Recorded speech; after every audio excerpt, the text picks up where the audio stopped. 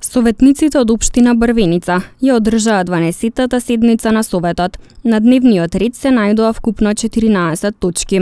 Главен акцент на денешната седница на Советот беше ставен на усвојувањето на предлог одлуките за годишните програми за работа во учебната 2022-2023 година на основните училишта Коста Рацин во Брвеница, 7 март во село Челопек и основното училиште Гоце Делчев во село Стенче.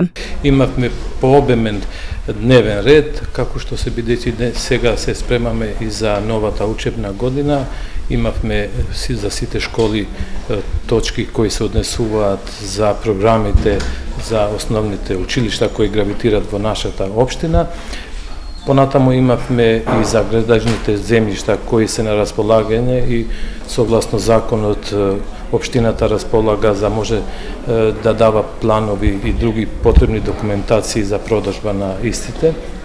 Исто така ние имавме и, како што знаете, во нашата општина имаме и градинка, програмата на градинката, работното време и сето што е потребно во целта за да им помогнеме и на градинката и на децата кои се во нашата општина.